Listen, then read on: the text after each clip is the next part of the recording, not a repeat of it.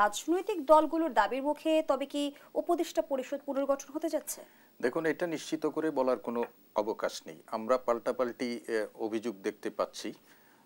বিএনপির পক্ষ থেকে ৩ জন উপদেষ্টার কথা বলা হচ্ছে, এনসিপির পক্ষ থেকেও সেই এক ধরনের উপদেষ্টাদের পদত্যাগের কথা বলা হচ্ছে। দাবি রাজনৈতিক দলগুলো করতে পারে, কিন্তু পরিশেষে কি হবে সেটা আমরা এখনো জানি না। হ্যাঁ, এটা এখনো জানি না। তবে নির্বাচন আসতে আসতে পরিস্থিতি কি হয় এবং সেইখানে উপদেষ্টা পরিষদে পরিবর্তন, আবার নতুন সংযোজন বিয়োজন কি হবে সেটার জন্য আমাদেরকে অপেক্ষা করার সময় আসছে। তবে আমরা যেটা মনে করি সেটা হচ্ছে যে রাজনৈতিক দলগুলো আজকের যে বৈঠকটি হলো সেটাকে আমি খুব গুরুত্বের সাথে বিবেচনা করতে চাই, এবং সেই বিবেচনার মধ্য দিয়ে আমরা আরেকটা জিনিস জানতে পেরেছি ইতিমধ্যেই, সেটি হচ্ছে আগামীকাল একটা সর্বদলীয় বৈঠক হবে।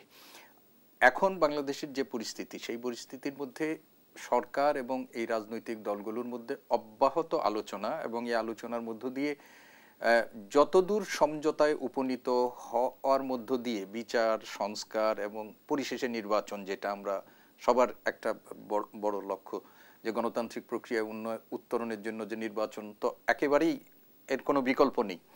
তো এই প্রক্রিয়াগুলো সম্পন্ন করার জন্য রাজনৈতিক দলগুলোর সাথে সরকারের একটা অব্যাহত আলোচনা দরকার। এই যে পরিস্থিতিটা তৈরি হয়েছে, যে কোনো কারণেই হোক, আপনি দেখেন যে রাজনৈতিক দলগুলোর সাথে কিন্তু সরকারের যে ডায়লগ শুরু হয়েছিল, মাঝখানে কিন্তু এটাতে ভাটা পড়েছে, এবং সেই ভাটাটার সুযোগ কেউ কেউ নিয়েছে কিনা আমরা জানি না।